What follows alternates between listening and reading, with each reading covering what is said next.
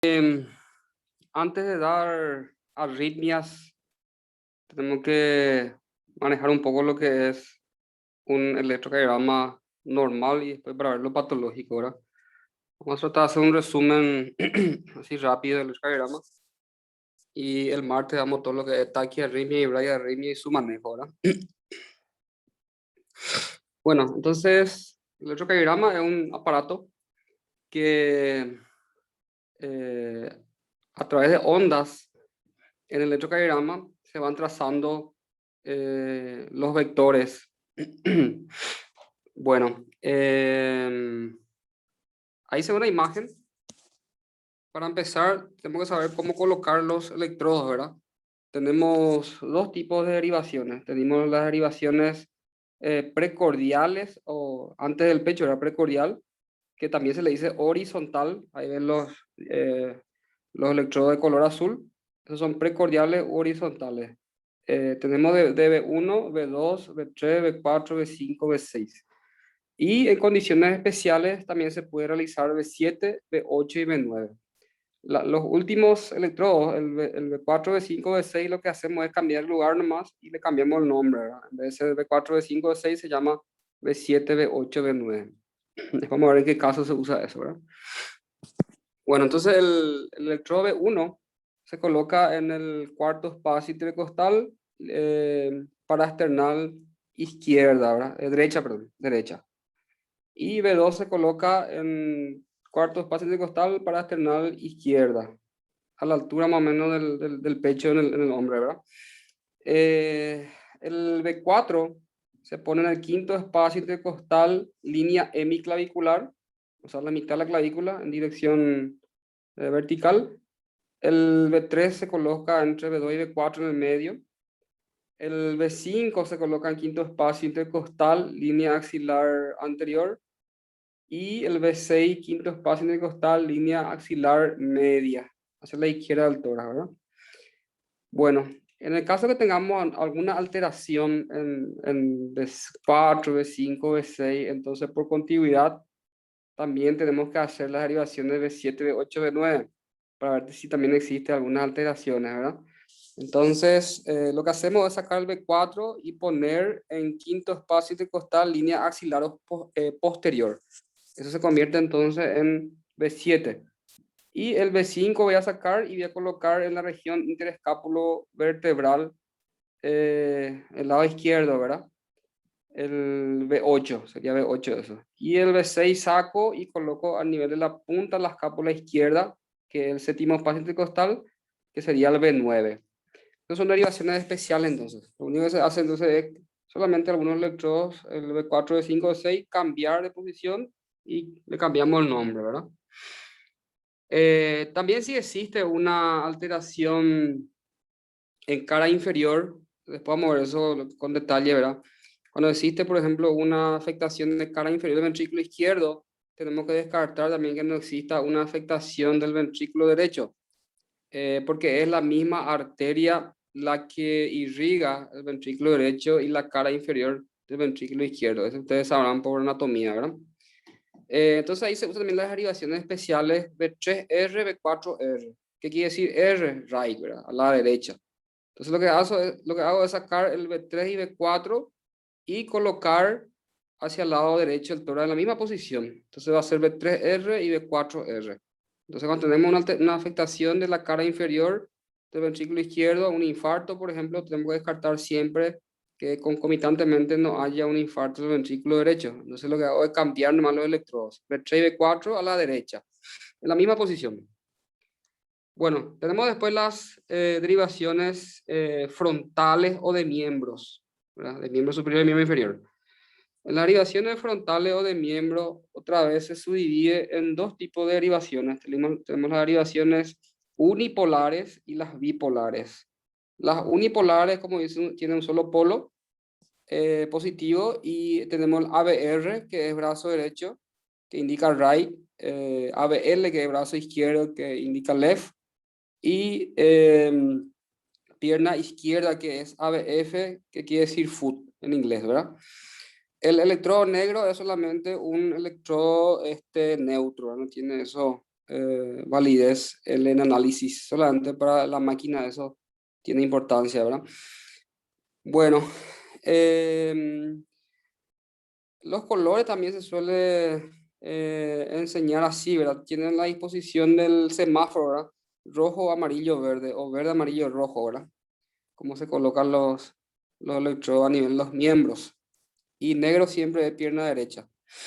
Bueno, las bipolares, a su vez, tenemos el de uno, de 2 y de 3. Por ser bipolares, tenemos que pensar en un vector, en una flecha, donde la cola es negativo y la punta de la flecha es positivo. Entonces, de uno es un vector que va desde el brazo derecho al brazo izquierdo. Es el vector de uno. El vector de 2 es una flecha que va desde el brazo izquierdo hasta pierna izquierda. Entonces el positivo va hacia la pierna izquierda, ¿verdad? Y... No, perdón. Es de uno es brazo derecho, brazo izquierdo. De 2 es brazo derecho con pierna izquierda. Eso es de 2. Y de 3 es brazo izquierdo con pierna izquierda. Entonces de esa forma se van formando, o sea, los vectores, ¿verdad? Dijimos que la cola es negativa y la punta es positiva. Hay que saber que el corazón tiene una disposición anatómica de arriba hacia abajo y de derecha a izquierda. Entonces el eje de despolarización normal de un corazón es 60 grados, ¿verdad? Pero eso puede variar. Si un paciente de estatura baja, con sobrepeso, puede tener un corazón un poco más horizontalizado y puede tener un eje de 0 grados. Ahora, si es un paciente de estatura alta, delgado, puede tener un corazón más verticalizado y puede ser un eje 90 grados o incluso 120 grados a la derecha, ¿verdad? Eso vamos a ver después en el sistema exaxial de coordenadas. Bueno, entonces, este es el gráfico de un electrocardiograma normal para entender un poquitito por qué algunas ondas son negativas y otras son positivas, ¿verdad? Vamos a empezar primero por las derivaciones unipolares, la ABR. Fíjense que la ABR es, todo lo que se ve ahí, son derivaciones totalmente negativas. Tanto el QRS como la onda T y la onda P son negativas. Esto es porque el ABR tiene el polo positivo en el brazo derecho y está hacia la base del corazón. Acuérdense que la base era polo negativo y la punta del corazón polo positivo. Por lo tanto, eso hace que sea negativo la derivación en ABR. En ABL, como el vector positivo está en el brazo izquierdo y se va hacia la punta del corazón, entonces puede ser isodifásico o más positivo en ABL en un corazón normal, ¿verdad? Lo mismo ABF. ABF es un polo positivo en pierna izquierda y está más otra vez paralelo al eje de despolarización del corazón y por lo tanto el más positivo entre los tres, ¿verdad? O sea que entre ABF es más positivo porque es el más paralelo al eje de despolarización del corazón, ¿verdad?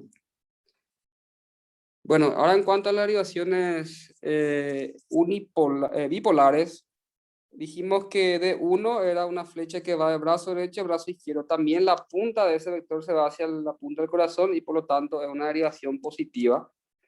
De 2 también es brazo derecho con pierna izquierda, más aún positivo porque es bien paralelo al eje del corazón.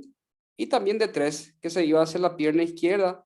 Desde el brazo izquierdo también se va hacia la punta del corazón, por lo tanto también es positivo, pero menos que de 2, ¿verdad? Entonces en un corazón normal, siempre de 1, de 2, de 3 son positivos. Y de 2 el más positivo, todo porque es paralelo al eje del corazón, ¿verdad? ABR entonces siempre negativo, ABL siempre positivo, ABF siempre positivo en un corazón normal, ¿verdad? Entonces cuando nosotros estamos en la guardia y de repente algunos alumnos hacen electro y vemos ABR positivo, entonces ya nos damos cuenta que se puso mal los cables. Entonces esa es la forma de saber, ¿verdad?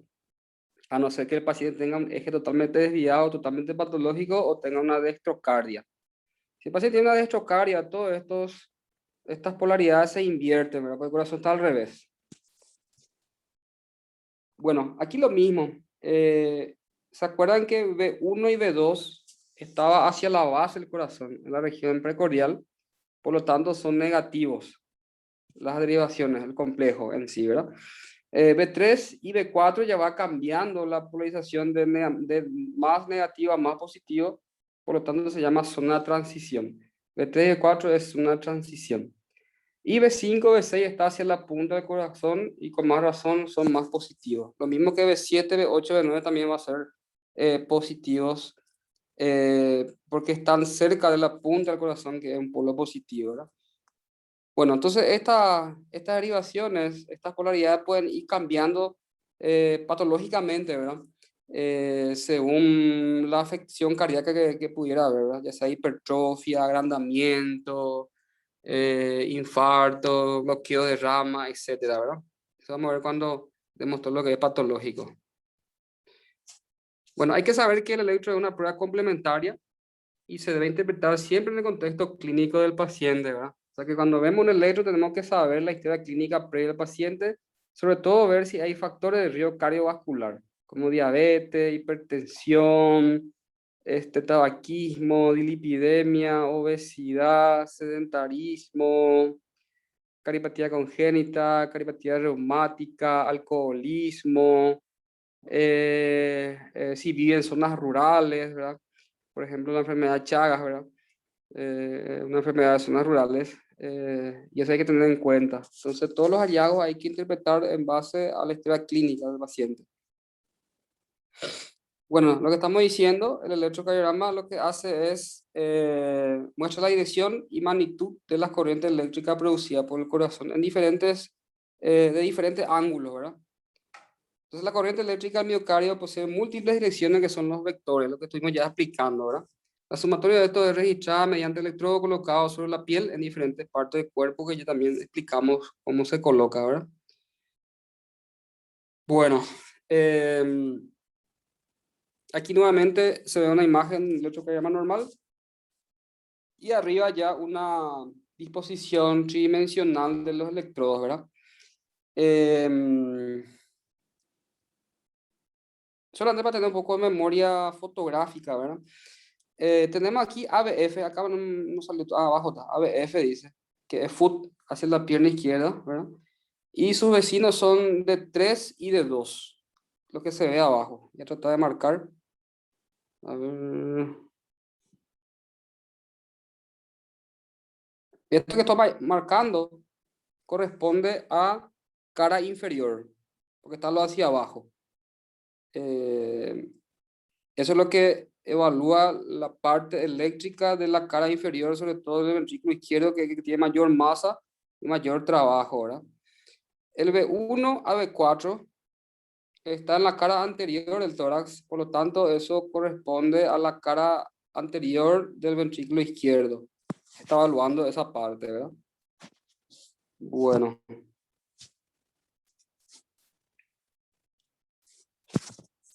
A ver.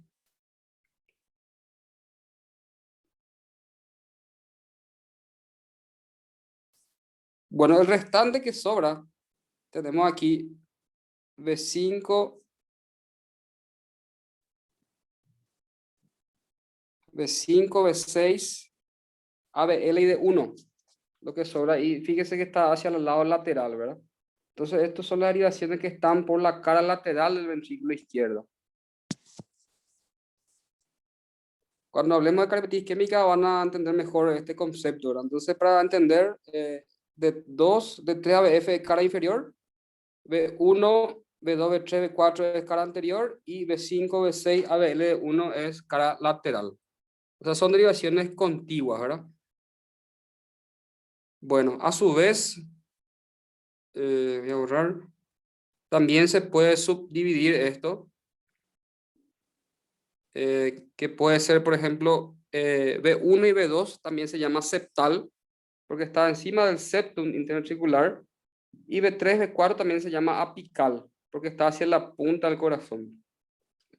Y aquí otra vez, B5, B6, como que estaba más abajo, se llama lateral baja, y ABL de 1 se llama lateral alta. Esas son ya otras subdivisiones, pero es lo mismo, ¿verdad? Eso es lo que es más específico nomás. ¿Alguna duda hasta aquí?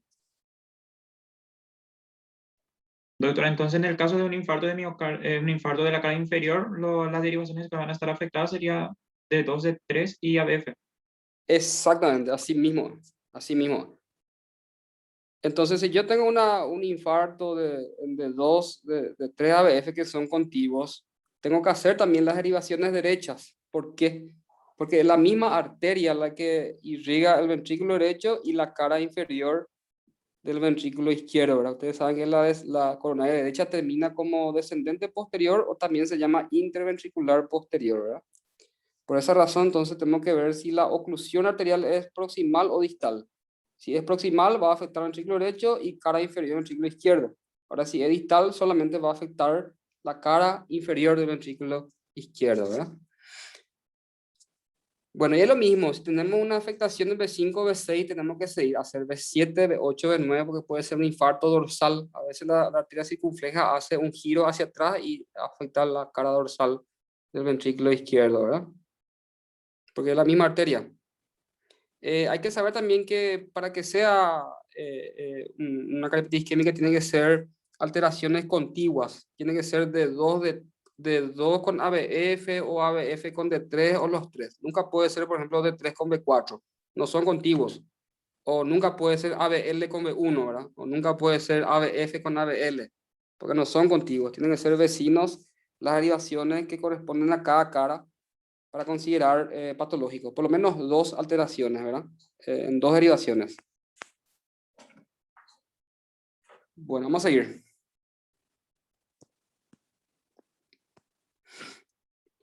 A través de las derivaciones unipolares y bipolares se puede realizar un trazado en el sistema hexaxial de coordenadas, que es un plano cartesiano, ¿verdad? Este es un plano cartesiano, vemos ahí que tenemos las derivaciones unipolares, que es ABR, ABL, ABF, y las bipolares, que es de 1, de 2, de 3, ¿verdad? A través de esas derivaciones se puede saber el grado de dirección del corazón, ¿verdad? De la despolarización. Normalmente dijimos que es 60 grados, pero puede variar entre 0 a 110, dependiendo de la constitución física del paciente, en una persona normal, ¿verdad?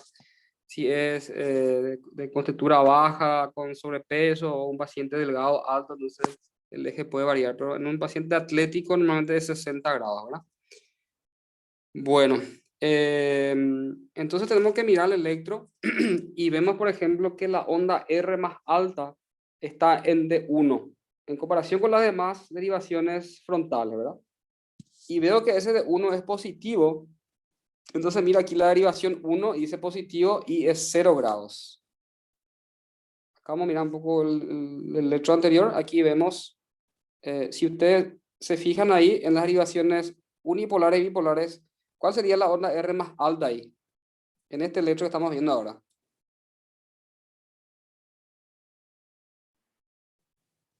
Parece que es de 2. De 2, exactamente. El de 2 es ligeramente más elevado que el resto.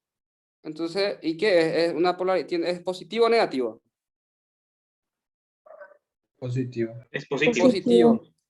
Entonces me voy y miro a mi sistema hexaxial de coordenadas, ahí donde dice de 2 y es positivo, entonces mi eje va a ser 60 grados. Entonces, sería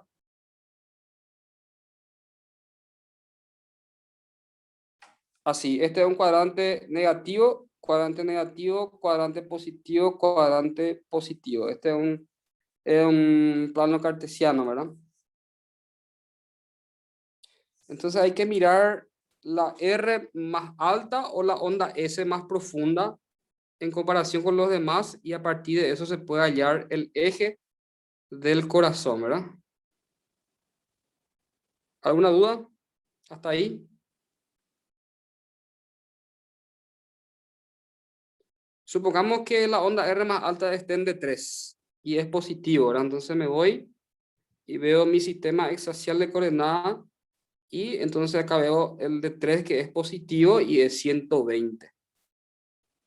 Y si al revés sería así, si tenemos una onda S más profunda en D3, entonces va a ser negativo, ¿verdad? Porque onda S es negativo y onda R es positivo. Entonces en vez que sea 120 me voy hacia arriba y va a ser menos 60 grados, porque va hacia el polo negativo, ¿verdad?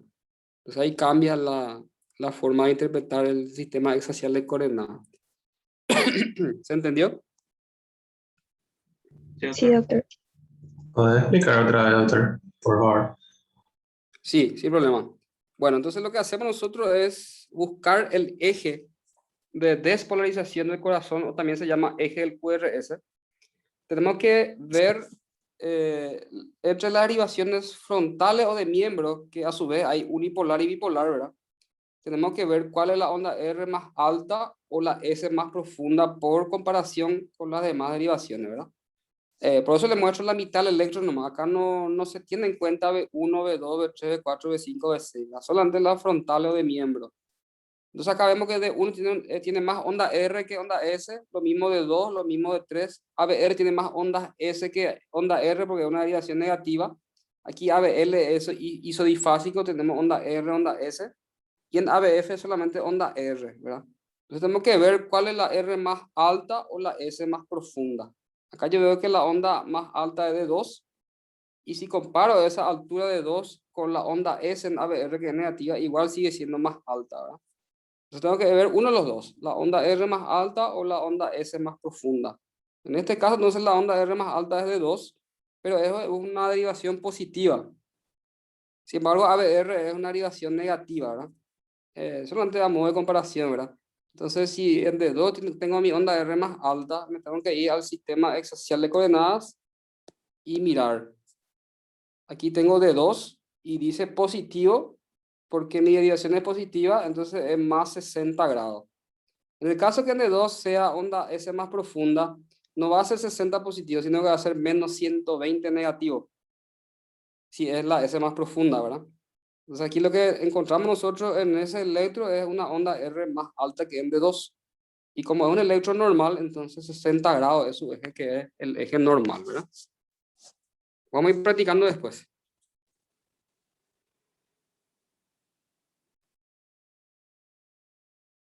Bueno, eso es lo que ya hablamos, cómo se colocan los electrodos. Ahí tenemos el B3, B4R a la derecha. B1, B2 también se llama precordial derecha. B3, B4, como le dije, era de transición, donde va cambiando de polaridad. Y B5, B6 son precordiales izquierdas.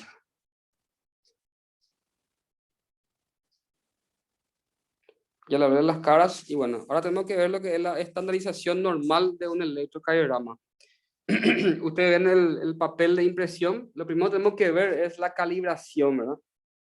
Tenemos un valor en la horizontal que es la impresión en milímetros por segundo y un valor en la vertical que es el voltaje de impresión, ¿verdad? La velocidad de impresión tiene que estar a 25 milímetros por segundo. Ahí se ve marcado en un cuadrado medio verde. Eso en la horizontal. Y en la vertical, también al inicio del electro siempre se imprime un trazado rectangular que marca el voltaje, que sería 10 milímetros, ¿verdad? En la vertical, y ese 10 milímetros equivale a 1 milivoltio de voltaje, ¿verdad? Se ve que el electro tiene algunos cuadrados grandes que son las líneas rojas más gruesas. Y dentro de eso, de esas líneas rojas, dentro de los cuadrados grandes, hay cuadraditos más pequeños, ¿verdad? En cada cuadrado rojo hay cuadraditos más pequeños en número de 5.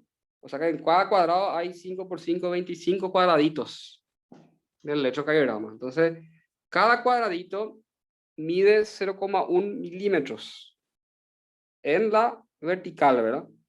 A modo de hacer la evaluación, ¿verdad? Y en el sentido horizontal, cada cuadradito vale 0,04 segundos. 0,04 segundos. Entonces, un cuadrado grande vale 0,20 segundos.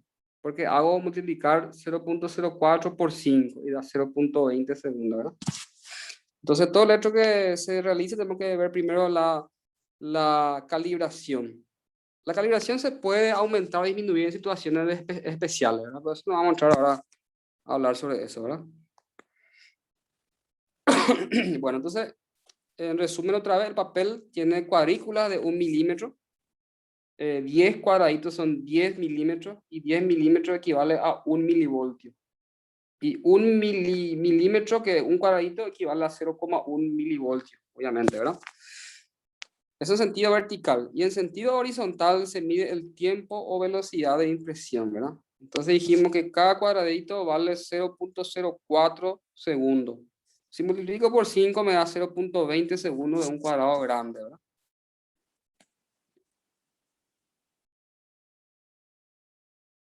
Lo que dijimos, cuánto vale cada cuadradito, y esta es la velocidad normal del papel, 25 milímetros por segundo, es la calibración que hay que tener en cuenta para leer el electro, ¿verdad? Bueno, vamos a hablar ahora de las ondas del electro. Tenemos la onda P, que es la despolarización auricular. Luego tenemos el complejo QRS, que es la despolarización ventricular. Y la onda T, más alejada, que es la repolarización ventricular. La repolarización auricular no se ve porque está enmascarada ahí en el QRS, que es un complejo de mayor voltaje, ¿verdad? Bueno, el complejo QRS tiene 3 ondas. La primera onda siempre negativa es la onda Q. La segunda onda siempre positiva es la onda R. Y la tercera onda siempre negativa es la onda S. En pacientes deportistas, sobre todo con hipertrofia fisiológica, puede aparecer la onda U. En esos pacientes asintomáticos que son deportistas, entonces algo como hallazgo normal. Pero en un paciente que no tenía esto, y puede ser un signo de hipocalemia o hipopotasemia, ¿verdad? La aparición de onda U. Bueno, una vez que manejamos las ondas, tenemos que entender qué son segmentos y qué son intervalos, ¿verdad? Los intervalos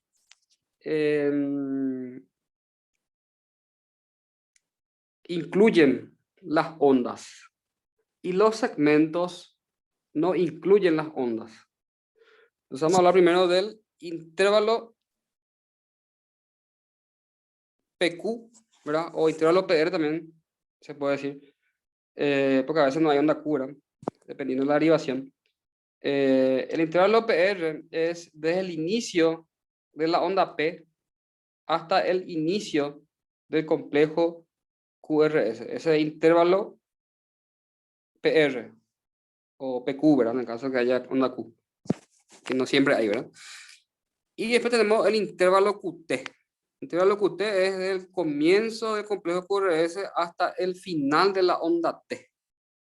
Hasta el final de la onda T. Entonces, intervalo QT. Bueno, después tenemos el segmento PR. Segmento PR es donde termina la onda P y donde empieza el complejo QRS. Segmento PR. Y tenemos el segmento ST. Segmento ST es donde termina el complejo QRS y donde empieza la onda T. Segmento ST. Fíjense que los segmentos es isodifásico, está en una línea neutra, no es positivo ni negativo, no hay ni una onda. El inicio del segmento ST se llama punto J. Tiene mucha importancia ese punto J porque ahí es donde puede ocurrir el supradesnivel o un descenso del segmento ST. Un aumento o descenso del segmento ST a partir del punto J donde empieza el segmento ST. ¿Hasta ahí se entendió? Sí, así. Sí, doctor. Bueno.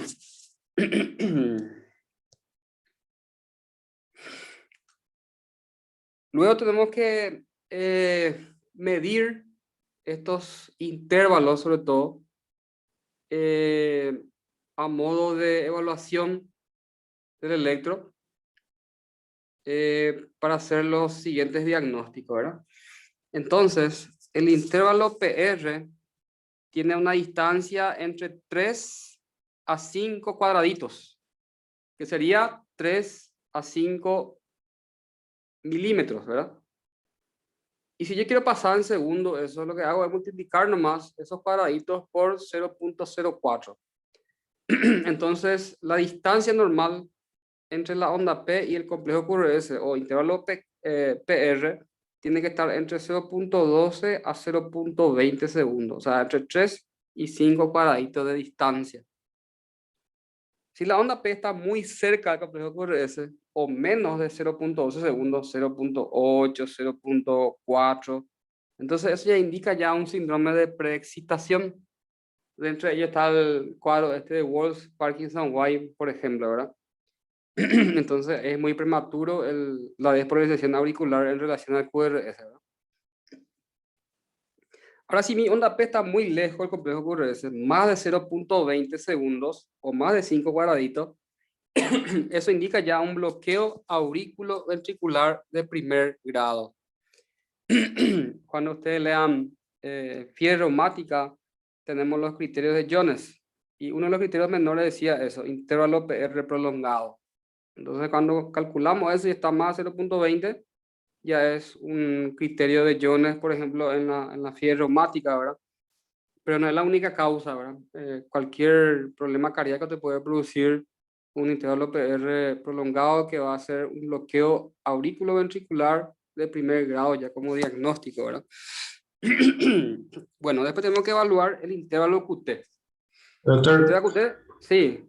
el intervalo PR ancho es lo mismo que decir QRS prolongado. No. Intervalo PR es aparte y QRS es aparte. Ahora vamos a hablar de eso. Okay. Son totalmente diferentes, ¿verdad? Entonces, intervalo PR hay que medir. Entre 0.12 a 0.20 segundos es normal, o sea, 3 a 5 milímetros de distancia, ¿verdad? Si está menos de 3, entonces ya es síndrome de preexcitación. Si está más de 5, ya es bloqueo auriculoventricular de primer grado. Bueno, ahora vamos a medir el QRS, lo que preguntaste, ¿verdad? El QRS hay que medir siempre el ancho del QRS, que es del comienzo del complejo QRS hasta el final, hasta el punto J, ¿verdad? Entonces, el, el grosor normal del complejo QRS es de 0.08 segundos, o sea, 2 cuadraditos, hasta 0.10, o sea, 2 cuadraditos y medio, ¿verdad? Si está entre 0.10 y 0.12, ya hay un QRS levemente ensanchado. Si está entre 0.08 a 0.10, entonces es normal. Si está entre 0.10 a 0.12, puede ser ya un bloqueo incompleto de rama derecha. Puede ser un hemibloqueo anterior izquierdo o un hemibloqueo posterior izquierdo. Eso pueden anotar ya, pero después más adelante vamos a ir viendo cuando entremos en patológico. Pero hay 3 causas nomás de QRS desanchado, que va de 0.10 a 0.12. Puede ser hemibloqueo anterior izquierdo, que se ve mucho en hipertenso, el hemibloqueo posterior izquierdo, que son las ramas terminales del fascículo de Purkinje del lado izquierdo, y el bloqueo incompleto de rama derecha. En esos 3 vamos a ver un QRS levemente ensanchado. Y si está más de 0.12, ya es un QRS ancho ya importante, ¿verdad? El QRS ancho se ve ya en todo lo que sea ritmo ventricular, ¿verdad? Bloqueo completo de rama derecha, bloqueo completo de rama izquierda, taquicardia ventricular, fibrilación ventricular, extrasístole ventricular, todo lo que sea ventricular, vamos a tener QRS ancho, ¿verdad? Pero eso vamos a ver más adelante lo que es patológico, solamente a modo de comentario. 0.8 a 0.10 normal. 0.10 a 0.12 hay 3 tipos de hemibloqueo y a partir de 0.12 en adelante ya son bloqueos o alteraciones ventriculares, ¿verdad? Bueno, y por último tenemos que medir el intervalo QT, del comienzo del complejo QRS hasta el final de la onda T. Entonces vamos a medir en cuadradito eso, cuánto cuadradito hay en esa distancia y multiplicar por 0.04. Lo normal que sea hasta 0.44 en hombres y hasta 0.46 en mujeres y ancianos, ¿verdad? Eso es lo último que estuve leyendo, ¿verdad? Entonces, el intervalo QT prolongado, ya habrán escuchado que hay enfermedades que se llaman así, que son enfermedades hereditarias, congénitas, son canalopatías. Y el intervalo QT entonces puede ser congénito o adquirido, ¿verdad? Congénito cuando viene ya de nacimiento con ese problema, y adquirido puede ser por fármacos, ¿verdad? Cualquier medicamento que produzca bradicardia o retrase los sistemas de conducción, puede producir intervalo QT prolongado. Dentro de ellos está el calcio. La hipocalcemia, por ejemplo, puede producir intervalo QT prolongado. Y algunos fármacos, ¿verdad? La anfotericina B, la hidroxicloroquina también se habló mucho ahora por el tema antes cuando empezaba recién el COVID, que producía eso. La citromicina también produce intervalo QT prolongado, y eso puede generar en arritmias, sobre todo el torsade de Pointes, ¿verdad? Que ya han escuchado. Entonces, eso es la importancia de medir el intervalo QT, tanto para ver cuadros congénitos o cuadros adquiridos, sobre todo por uso de fármacos, ¿verdad? Bueno, también existe un cuadro más raro que se llama síndrome de QT corto, que está a menos 0.33 segundos. También es un tipo de alteración que puede desencadenar arritmias ventriculares malignas, ¿verdad? Bueno, la onda P tiene que durar menos de 0.12 segundos. Ahí puse mal más, es 0.12. D sería de ancho, ¿verdad? Porque dijimos que en la horizontal medimos los parámetros en segundos y en la vertical en milímetros. Entonces, de ancho máximo 3 milímetros o 0.12 segundos, porque voy a multiplicar por 0.04, ¿verdad? Y la amplitud o la altura, 0,25 milivoltios, que sería 2 cuadraditos y medio de altura. Eso es lo normal, ¿verdad? Las ondas P son casi todas positivas, excepto en ABR, en un corazón normal, en el electro normal, ¿verdad? Ahí está el QRS 0.08 a 0.10. Tenía que ser menos de 0.12 que 0.10, ¿verdad? Ahí nomás no coloqué bien. Bueno, como dijimos, la primera onda que aparece en el complejo QRS, la segunda onda es la onda R, que siempre es positiva, y la tercera onda es la onda S, que siempre es negativa. Ahí tenemos el eje del QRS. Esto es lo que está en los libros, dice también que lo normal puede ser entre menos 30 a más 110. Entonces, un paciente de estatura baja, con sobrepeso, puede tener menos 30, y un paciente delgado, alto, puede tener más 110. Hablando de esto en adulto, ¿verdad? El niño es otra cosa rara, es otro tema. Bueno, dependiendo cómo los vectores van girando, podemos ver que las ondas a veces aparecen unas y no aparecen otras, ¿verdad? Aquí vemos, por ejemplo, una sola onda R. Acá no se ve onda Q ni onda S. Luego vemos acá una onda QR. En el segundo no se ve onda S. Luego tenemos en el tercero una onda RS. El primero era QR y el segundo RS. Y después tenemos esto que se llama oreja de conejo, se le dice, ¿verdad? Cuando hay dos ondas R, una más pequeña que el otro, y el otro prácticamente de tamaño casi similar, ¿verdad? Entonces, cuando es más pequeño se pone una R minúscula y el siguiente una R mayúscula con un acento arriba que se le dice prima, ¿verdad? Entonces, R prima. Y el otro son dos mayúsculas, R prima también, pero se coloca una R mayúscula cuando los tamaños son casi similares. Cuando es muy pequeñito, entonces R minúscula. Bueno, después tenemos la onda QR, diferentes formas de onda Q, ¿verdad? Normalmente puede haber onda Q en cara lateral, o sea que B5, B6, ABL y D1, puede haber una pequeña onda Q normal.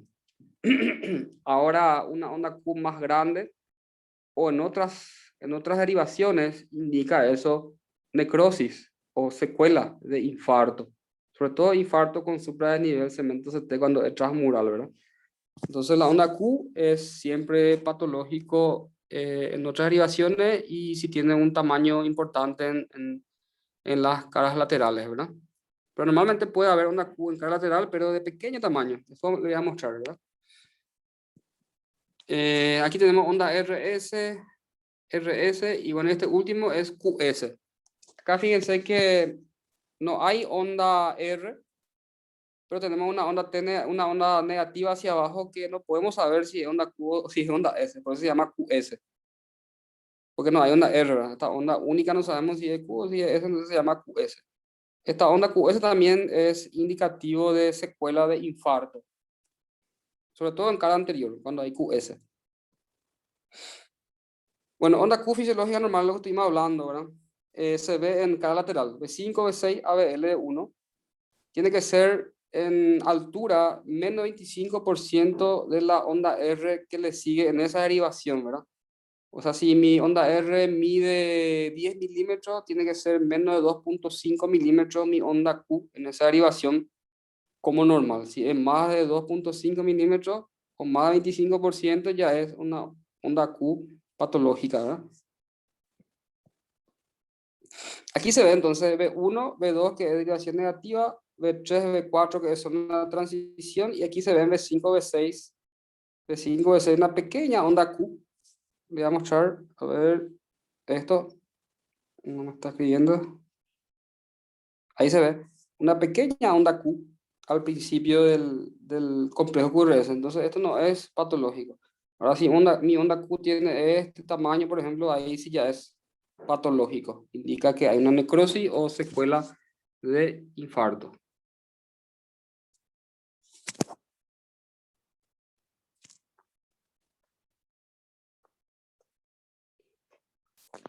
Bueno, y como le estamos diciendo, los electrodes, los vectores van cambiando de polaridad a medida que se van alejando acercando hacia la punta del corazón.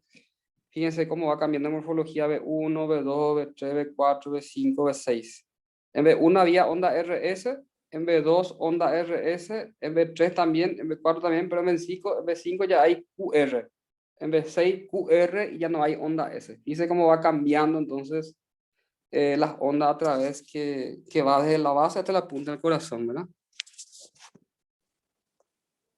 Bueno, ya hablamos de la duración del QRS, que normalmente es de 0.8 a 0.10, o sea, 2 a 2.5 cuadraditos, ¿verdad? Causa QRS ancho, dijimos, bloqueo completo de rama derecha e izquierda, si un QRS ancho más de 0.12, hipertrofia ventriculares también da QRS ancho, presencia de marcapasos, QRS ancho, síndrome de preexcitación, el Wolff-Parkinson-White tiene también un QRS ancho como anormal. Alteraciones hidroelectrolíticas, sobre todo la hipercalemia o hiperpotasemia también puede producir QRS ancho, la hipotermia, necrosis, la extrasístole ventricular, taquicardia ventricular.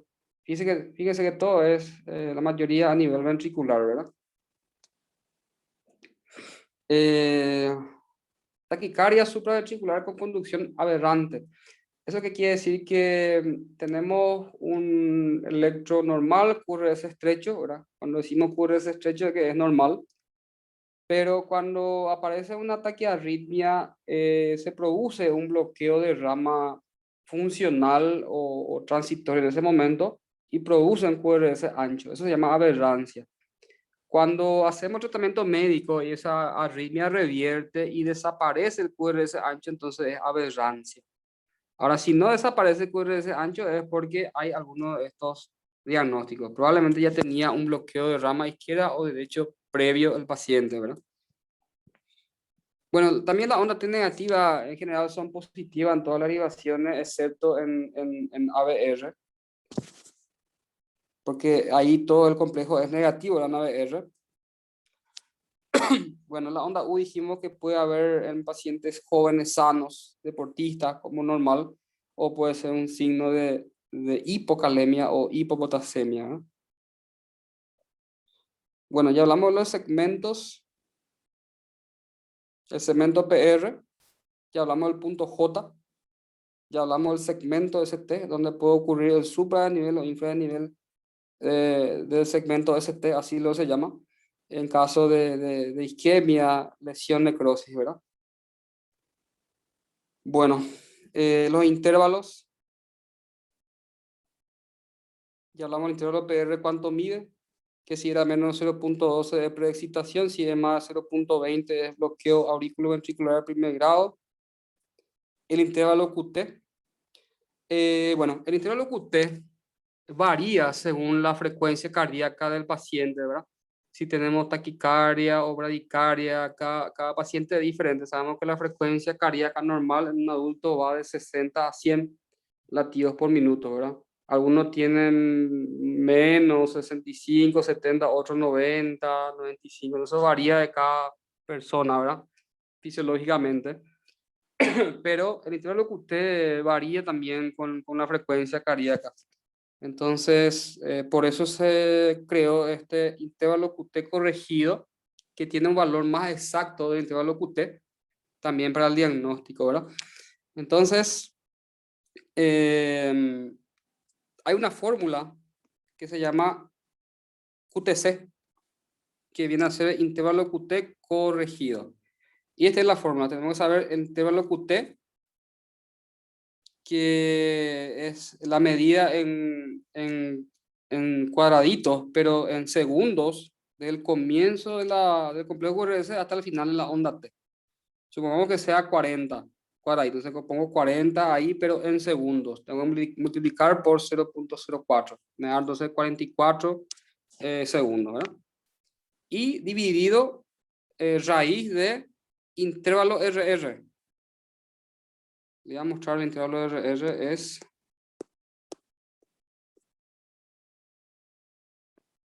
es la distancia entre una onda R a la siguiente onda R, pero en cuadraditos. Acá no se ve más bien, pero supongamos que tengamos 25 cuadraditos de distancia, eso voy a multiplicar también por 0.04 para pasar en segundos. Y eso es lo que coloco en la fórmula donde dice intervalo RR en segundos. Ahí. Entonces hago una raíz de ese valor y se divide por el intervalo QT y da este valor que es el intervalo QT corregido, ¿verdad? Que tiene un valor más exacto que el intervalo QT solo. Siempre en segundos el cálculo del QTC, ¿verdad? Eso se llama fórmula de Bassett. Fórmula de Bassett.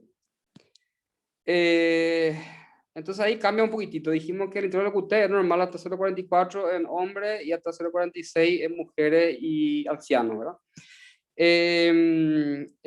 Cuando se hace QT corregido es normal hasta 0.42 en hombres y hasta 0.43 en mujeres y ancianos, ¿verdad? Bajó un poquitito ahí el valor. Bueno, y por último, a través del electrocardiograma también se puede hallar la frecuencia cardíaca. Existen varias formas, pero lo más fácil es dividir 1500 por el intervalo RR, pero en cuadraditos. Aquí ya no se usa segundos, solamente en cuadraditos contamos cuánto hay sin necesidad de pasar a segundo, ¿verdad? Supongamos que tengamos, a ver, 15 cuadraditos entre una onda R y la siguiente onda R, y vemos que el electro es regular, o sea, la distancia entre cada onda R en todo el trazado electrográfico es normal, es regular. Entonces tenemos 15, 1500 dividido 15 va a ser 150 latidos por minuto, o sea, 100 latidos por minuto. Si tenemos 25 cuadraditos, va a ser 1500 y 25 va a dar 60 latidos por minuto. Y así se va calculando, entonces 1500 dividido la cantidad de cuadraditos que hay entre una onda R y la siguiente onda R del siguiente latido o siguiente QRS, ¿verdad?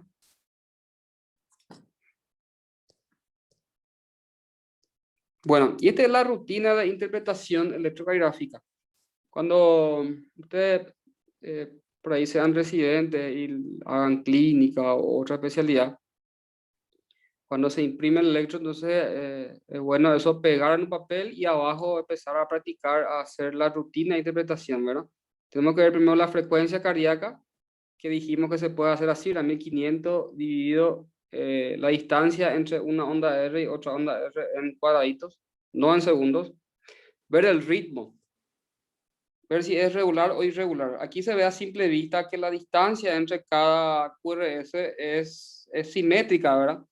Entonces podemos decir que es regular y ver si hay ondas P en toda la derivación. Aquí se ve que hay ondas P en todas las derivaciones, por lo tanto es un ritmo regular o ritmo sinusal, porque la onda P es el que da el marcapaso sinusal, ¿verdad?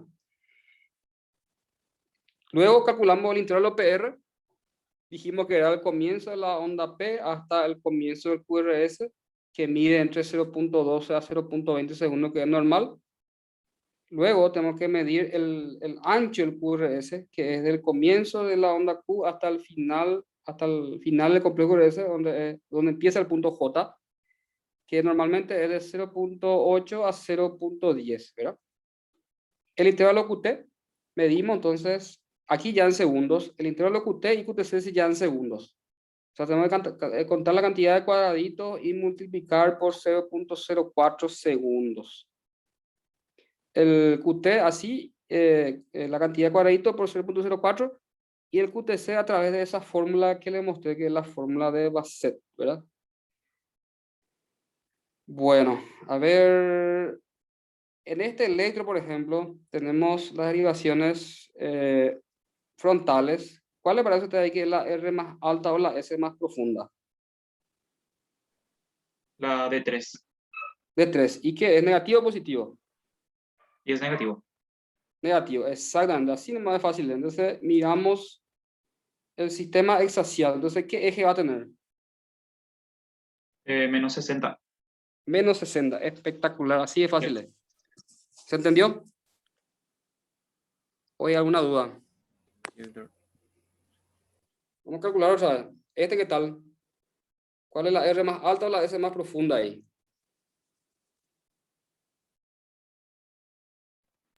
La de 2. Dos. De 2. Y bueno, vemos si de 2 es positivo o negativo. Positivo. Positivo, ¿verdad? Entonces nos vamos a trasladar al sistema hexaxial. ¿Cuánto el eje? 60. 60 grados, porque es positivo, ¿verdad? Está en el cuadrante inferior izquierdo de la imagen del paciente, ¿verdad? Bueno, a ver si tengo otro aquí.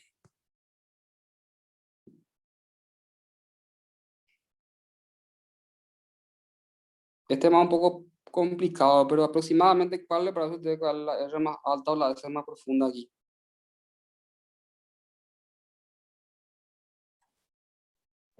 Creo que sería de 3. De No, 3. Puede ser de 3 la R más alta, ¿verdad? ¿Y es positivo o negativo? positivo. Positivo. Entonces me voy otra vez a ver mi sistema de coordenadas. Y ahí, 120. ¿qué eje va a tener? 120. 120, espectacular. Es lo contrario que el otro. El otro era menos 60 porque era más S profunda negativa. Y este es más R, onda R positiva, entonces 120 grados. Entonces, ¿qué pasa cuando yo tengo un paciente que tiene ese eje, 120 grados? Entonces digo que está el eje desviado hacia la derecha, La derecha. ¿verdad? Y ese otro paciente que tenía menos 60, Desviado a la izquierda. exactamente. Entonces así se informa. Eje desviado hacia la izquierda. Y el otro eje desviado hacia la derecha. Los dos son totalmente anormales. Y 60 grados es normal, ¿verdad?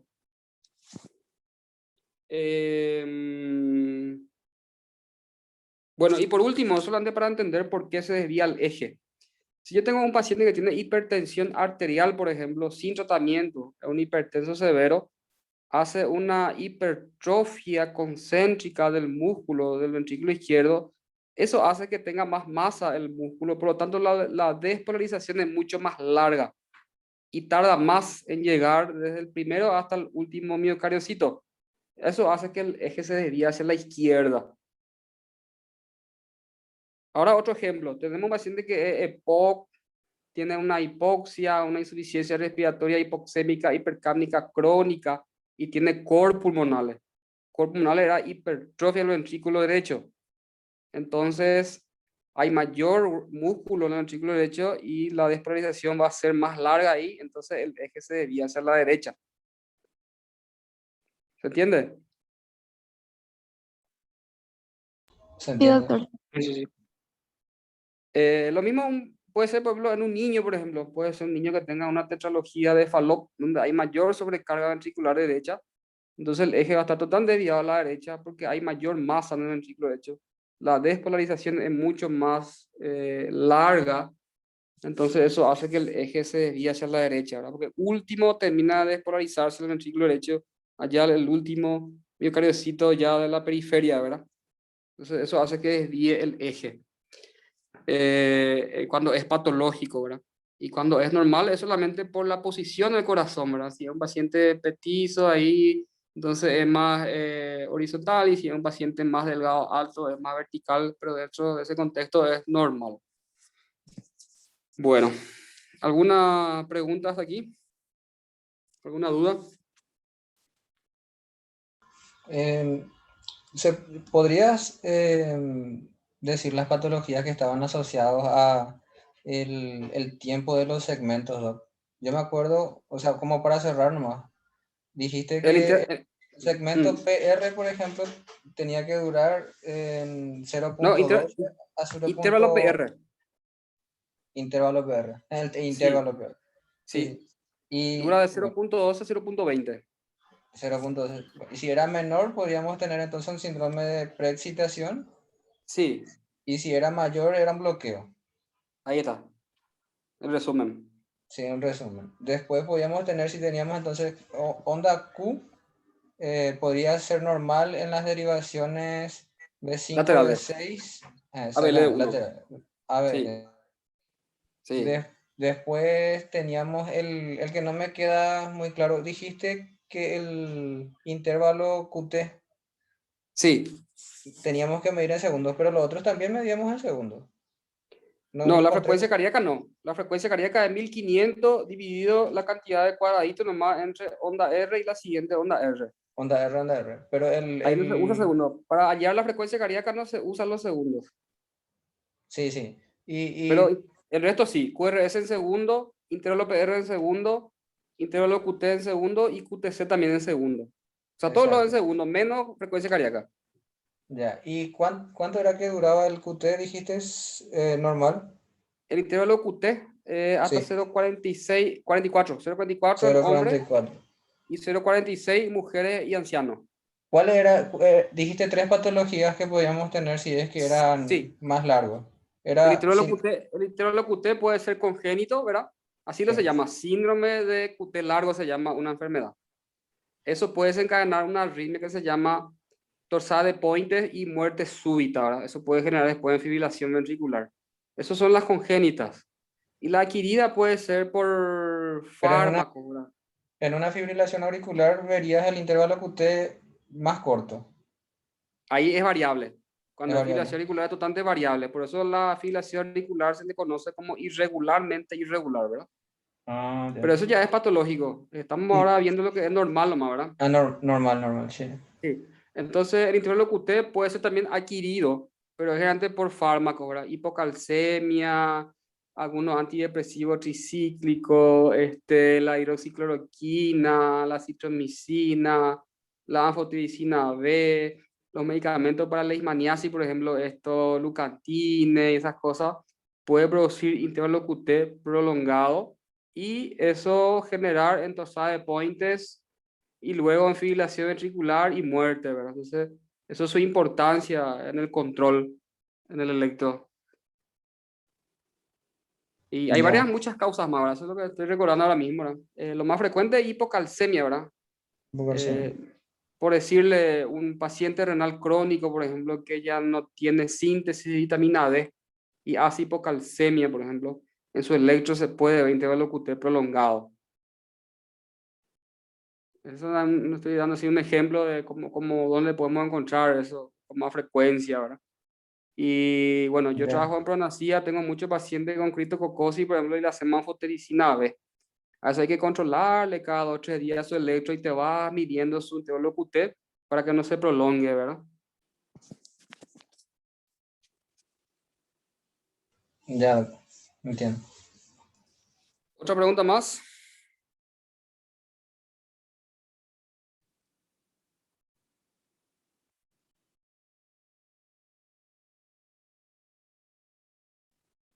Bueno, entonces el martes vamos a dar todo lo que es.